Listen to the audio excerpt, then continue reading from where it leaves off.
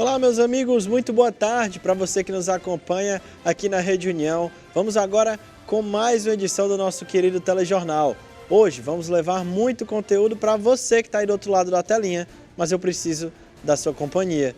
Hoje é terça-feira, dia 19 de julho e o Expresso União já está no ar.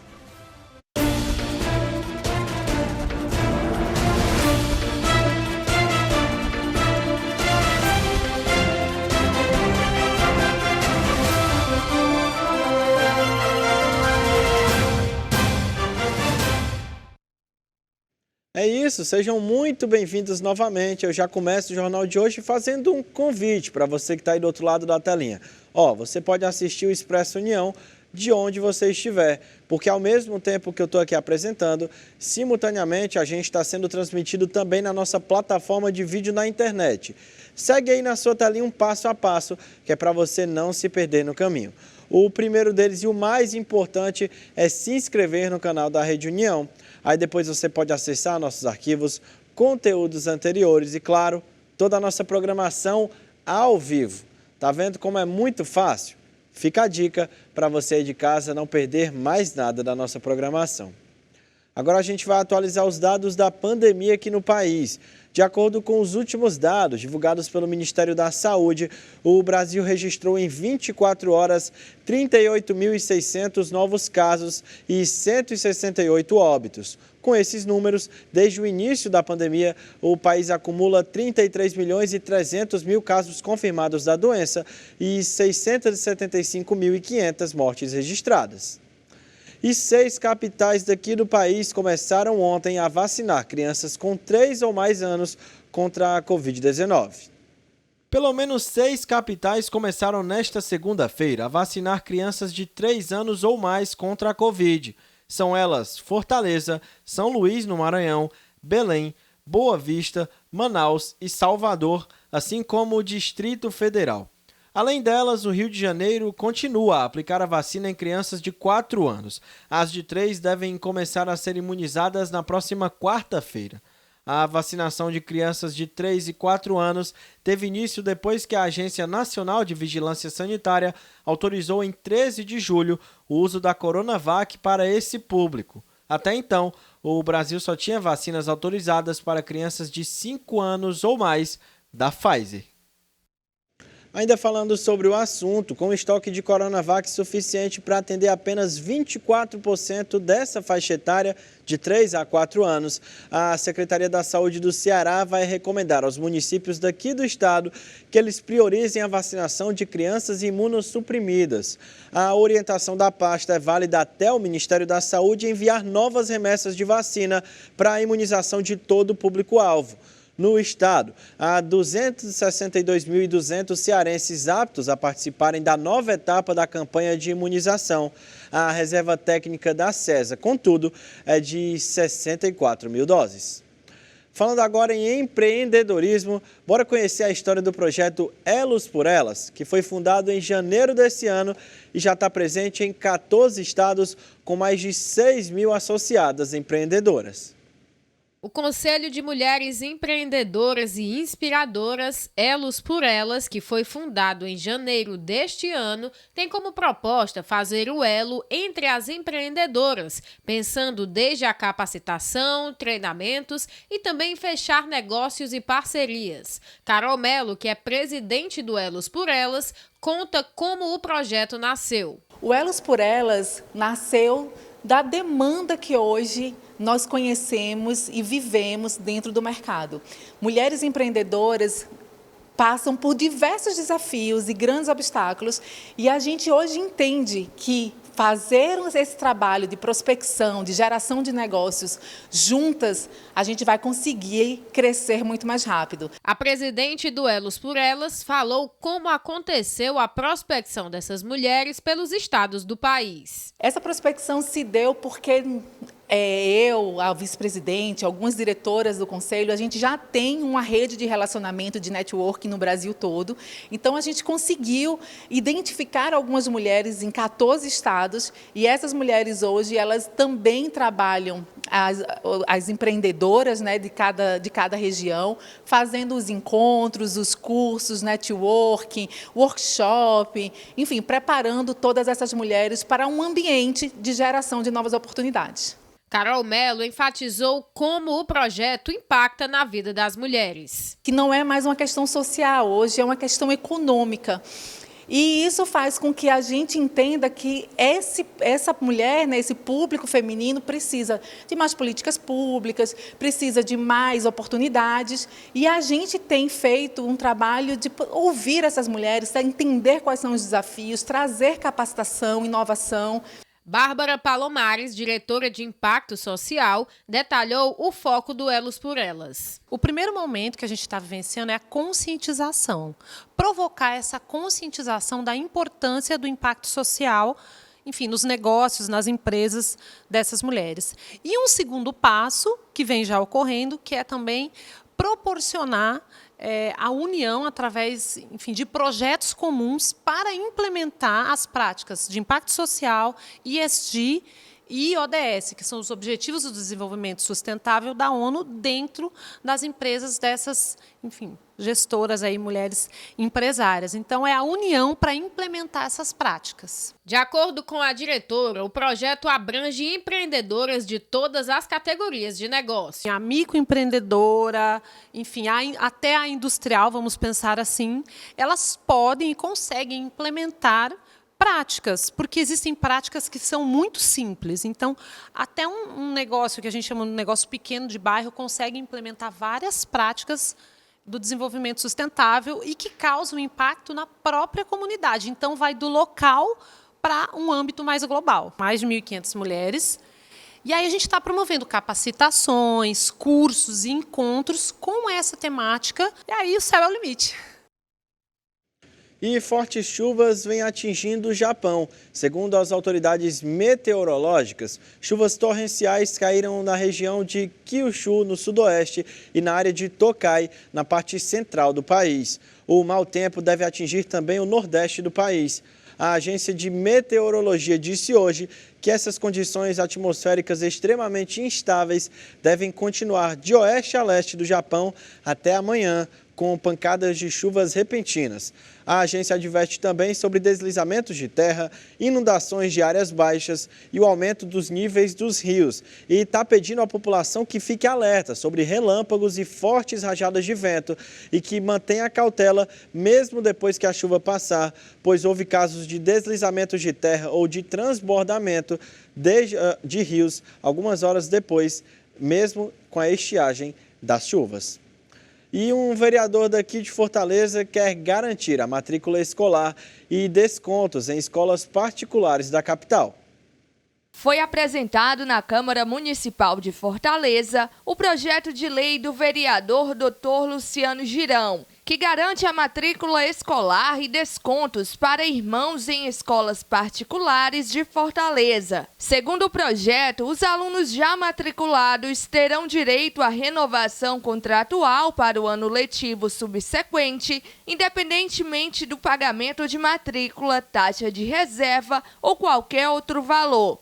O projeto estabelece ainda que valores pagos para fins de confirmação de renovação contratual serão abatidos integralmente e exclusivamente da primeira parcela do valor anual, não podendo ser superior a esta e desde que encerrado o ano letivo em vigência. Em caso de desistência do aluno após a renovação, deve haver uma restituição integral do valor pago, respeitando o prazo do início das aulas e 90% do valor após o início das aulas, ficando vedada a cobrança de multa ou qualquer outro valor. A lei será aplicada às instituições que prestam serviços de educação de ensino infantil, fundamental e médio da rede privada do município de Fortaleza, obrigadas a oferecerem descontos no valor de suas anuidades ou mensalidades escolares a irmãos, Os descontos serão cumulativos e progressivos,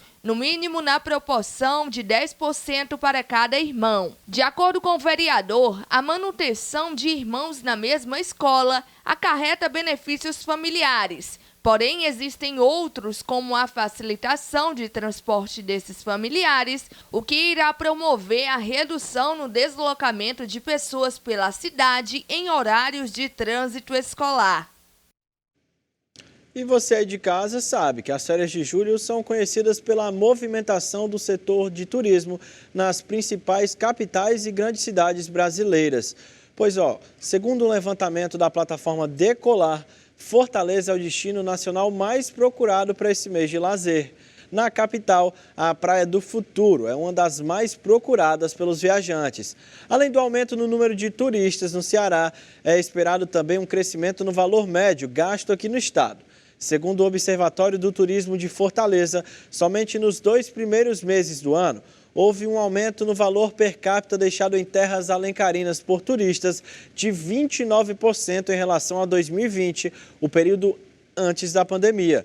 Esse valor médio passou de R$ 3.195,07 a R$ 4.118,14. E mais uma vez eu afirmo que junto comigo e com toda a nossa equipe, é claro que você pode fazer parte do nosso jornalismo. Aqui a gente tem 2 canais diretos com vocês aí de casa.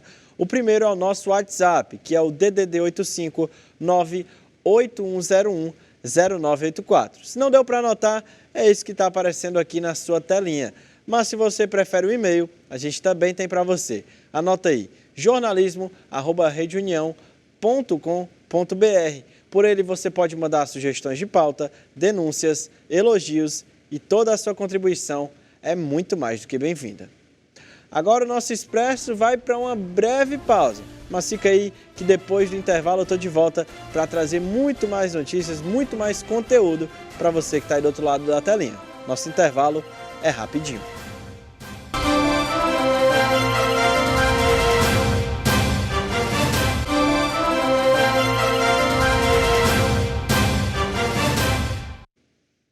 E o nosso Expresso já está de volta. Olha, gente, no último final de semana aconteceu aqui em Fortaleza o lançamento do documentário Missão Manaus, a história que o Brasil não conheceu. Aconteceu no último sábado em Fortaleza o lançamento do documentário Missão Manaus, a história que o Brasil não conheceu. Com o cinema cheio, o evento contou com a participação de várias autoridades. O documentário Missão Manaus é uma produção independente, que traz detalhes da realidade de quem trabalhou na linha de frente durante a pandemia da Covid-19 na capital do Amazonas. Enquanto milhares de pessoas sofriam nas filas de hospitais, com a falta de oxigênio e de condições básicas para tratar os doentes, uma extraordinária força-tarefa foi imediatamente planejada e executada por agentes públicos com o objetivo de salvar vidas. A protagonista do documentário, doutora Mayra Pinheiro, falou sobre como foi a produção do filme. O documentário é um sonho que a gente tinha de poder contar a verdadeira história da pandemia e o que aconteceu em Manaus, sobretudo sobre a falta de oxigênio, porque a gente tinha a verdade encoberta, tinha as narrativas falsas da CPI, de boa parte da imprensa, e o documentário é o resgate da verdade que precisa ser conhecido por toda a população brasileira. Como toda produção independente, existem inúmeras dificuldades. O custo é alto. A gente foi procurado pela Blackjack, que é uma produtora independente do estado do Ceará, então isso é muito bom para a gente. É o nosso estado reconhecendo os filhos da terra e valorizando.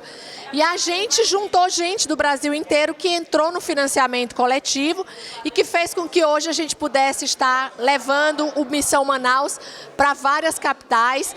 Nós já fomos para Foz do Iguaçu, já apresentamos em Juazeiro, hoje Fortaleza. A gente vai estar terça e quarta em Minas Gerais, Uberaba e Uberlândia. E ele vai ganhar o Brasil. estaremos em Santa Catarina.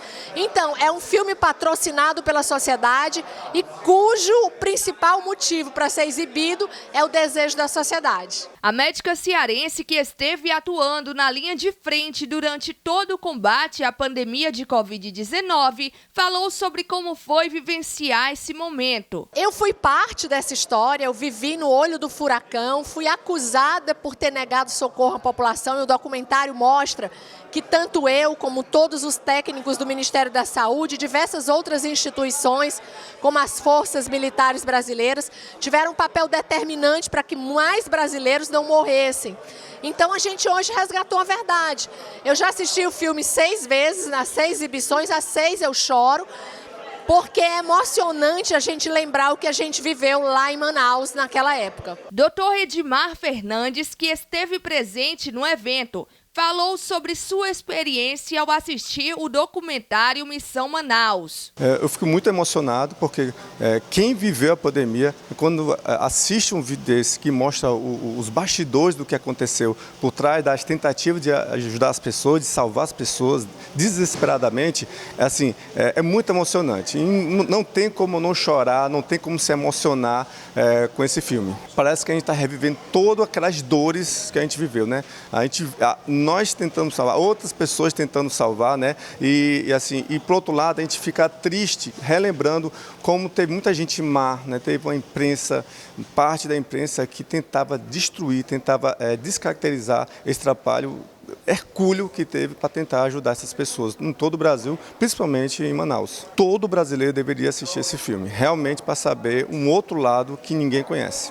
Doutora Mayra Pinheiro falou como é possível ter acesso ao documentário Missão Manaus. A gente está divulgando um link de acesso, então mesmo nas cidades onde não exista cinema, a população pode assistir em casa, pode passar para os vizinhos, convidar grupos de pessoas para que essa verdade consiga alcançar mais brasileiros. Sim, a Missão Manaus foi cumprida. A gente tem inúmeras outras, médico nunca descansa e nunca deixa de ter missão.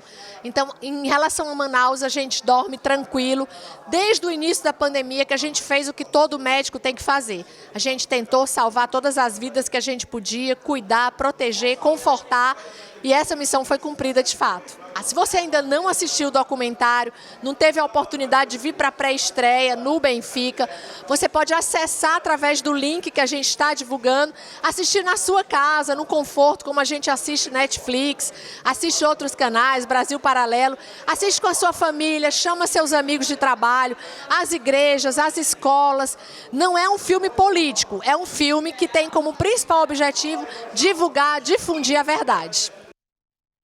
Também no último sábado, em visita ao Ceará, o presidente do país, Jair Bolsonaro, foi recepcionado no aeroporto de Fortaleza pelo presidente da TV União, José Bardavil, e sua esposa, doutora Mayra Pinheiro Bardavil. Após a sua chegada, ele participou de uma motociata. O presidente do Brasil, Jair Bolsonaro, esteve no último final de semana em Fortaleza, onde foi recebido no aeroporto pelo presidente da TV União, José Bardavil, e sua esposa, doutora Mayra Pinheiro Bardavil. Ele desembarcou no aeroporto Velho às 17 horas e seguiu em uma motociata para a praia de Iracema. A TV União foi a emissora oficial e registrou o momento com exclusividade, com um repórter diretamente da garupa da moto do presidente da República, Jair Bolsonaro. Um momento histórico para a televisão cearense. Na ocasião, o presidente falou que o Brasil é o país do presente. Nós oramos no dia de hoje a questão do Auxílio Brasil passou de 400 para 600 reais, para atender os mais necessitados. Também dobramos o valor do Vale Gás. Ou seja, número da economia e atendimento à população, especial os mais humildes. Está dando certo. Esse é o nosso Brasil. Com responsabilidade, sem esquecer das pautas conservadoras, esquecer da família, contra as drogas, contra o amor, contra a ideologia de gênero. Esse é o nosso Brasil que tem tudo para dar certo e vai dar certo. Já somos um país do presente e não mais, como sempre falou, um país do futuro. Durante a motociata, o presidente do Brasil, Jair Bolsonaro, comentou sobre a recepção do povo cearense na sua chegada no aeroporto Velho de Fortaleza. O clima é bastante caloroso. É mais amigo, vamos assim dizer, mas a aceitação em qualquer lugar do Brasil. Se lá no sul ou lá no norte, o povo todo está com a gente. Um dos apoiadores do presidente da República relatou a importância dele para o país. A presença do presidente Bolsonaro é mostrar que ele é uma pessoa do bem, né? É uma pessoa de família, é uma pessoa que, de fato, tem Cristo no coração. É o que o nosso país precisa, né? De um homem temente a Deus, conservador e que preserva os princípios da família. Paulo Estevão ficou impressionado com a dimensão da motociata. Muito animado aqui, né? Muita gente, muitas famílias, né? Então realmente é um momento muito acolhedor aqui, né? Com todo mundo. A motociata realmente foi muito grande, né? Milhares de motos, fiquei bem impressionado, né? Não sabia que juntar tanta gente. E o ex-prefeito de Fortaleza, Roberto Cláudio, será a aposta do PDT na disputa eleitoral de 2022 ao Palácio da Abolição. A decisão saiu no início da noite desta segunda-feira, numa votação na sede estadual do partido. Roberto Cláudio obteve 55 votos contra 29 da atual governadora Isolda Sela. Houve uma abstenção. Também na disputa, os deputados Evandro Leitão e Mauro Filho anunciaram desistência ao longo da tarde de ontem. A votação aconteceu depois de um forte impasse interno na sigla. E o comitê da Petrobras concluiu a análise de indicados ao Conselho. Foi convocado pelo presidente do Conselho de Administração da Petrobras, Márcio Weber, uma reunião para a próxima segunda-feira, em que se deve ser convocada a Assembleia Geral Extraordinária. O avanço no processo de trocas na alta administração da petrolífera só é possível porque o Comitê da Elegibilidade concluiu no início da noite da última quarta-feira a análise dos nomes dos indicados. São 9 candidatos ao Conselho de Administração para 7 vagas. 2 vagas hoje pertencem a acionistas minoritários e 5 ao governo federal. E o Instituto Brasileiro de Geografia e Estatística iniciou ontem a fase presencial do curso de capacitação dos mais de 180 mil classificados para trabalhar no censo desse ano. Esse treinamento é a parte final do processo seletivo simplificado dos recenseadores e vai ocorrer em milhares de locais espalhados por quase todos os municípios do país ao longo dessa semana. A próxima etapa será o início das visitas domiciliares no dia 1º de agosto. Os recenseadores estão recebendo treinamento sobre as perguntas dos questionários do censo, sobre a abordagem aos moradores, sobre o percurso de trabalho e como atingir todo o seu setor censitário. O IBGE informou que caso você não se sinta seguro durante uma visita, você pode ligar no 0800 721 8181 e confirmar a identidade do entrevistador. E o prazo de matrícula para o segundo semestre de 2022 no Sistema de Seleção Unificada terminou nesta segunda-feira. Foram mais de 65 mil vagas para mais de 2 mil cursos. O prazo de matrícula para o segundo semestre de 2022 no Sistema de Seleção Unificada termina nesta segunda-feira.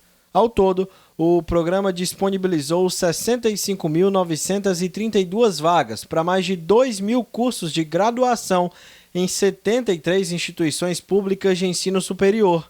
A matrícula deve ser feita diretamente na instituição de ensino na qual o estudante se inscreveu e foi aprovado. Os candidatos que não foram contemplados na chamada regular têm a opção de adesão na lista de espera. O processo pode ser feito na página do Portal Único de Acesso na internet. O prazo também se encerra hoje. O SISU é o sistema informatizado do Ministério da Educação, no qual as instituições públicas de educação superior, sejam elas federais, estaduais ou municipais, oferecem vagas a ser disputadas por candidatos inscritos em cada edição da seleção. O candidato inscrito no SISU também pode fazer a inscrição no programa Universidade para Todos, desde que atenda aos critérios do programa. O SISU e o ProUni adotam o Enem mais recente como o critério para a seleção dos candidatos. Caso o candidato seja selecionado nos 2 programas, deverá optar pela bolsa do ProUni ou pela vaga do SISU, pois é vedado ao estudante utilizar uma bolsa do programa e estar simultaneamente matriculado numa instituição de educação superior, pública e gratuita. E os beneficiários com número de inscrição social de final 2 recebem hoje a parcela desse mês do Auxílio Brasil. O valor mínimo do benefício é de R$ 400 e as datas seguem o modelo do Bolsa Família, que pagava os beneficiários nos 10 últimos dias de cada mês, dias úteis de cada mês, importante lembrar. O beneficiário pode consultar informações em 2 aplicativos, Auxílio Brasil, que foi desenvolvido especialmente para o programa social, e o Caixa Tem, que já era usado para acompanhar as contas poupanças digitais do banco. E agora você confere mais detalhes sobre o Boletim Focus, divulgado nesta segunda-feira. Pela 3ª semana consecutiva, o mercado financeiro reduziu a expectativa para os índices inflacionários projetados para 2022. Dados divulgados pelo Boletim Focus na última segunda-feira mostram que o ano deve fechar com o índice de preços ao consumidor amplo em 7,54%. O IPCA é a inflação oficial do país. Na última semana, a previsão era de uma inflação de 7,67% e há 4 semanas as projeções estavam em 8,27%. Para 2023, a previsão de inflação aumentou, agora de 5,09% para 5,20%. É a 15ª semana seguida de previsões de alta deste índice.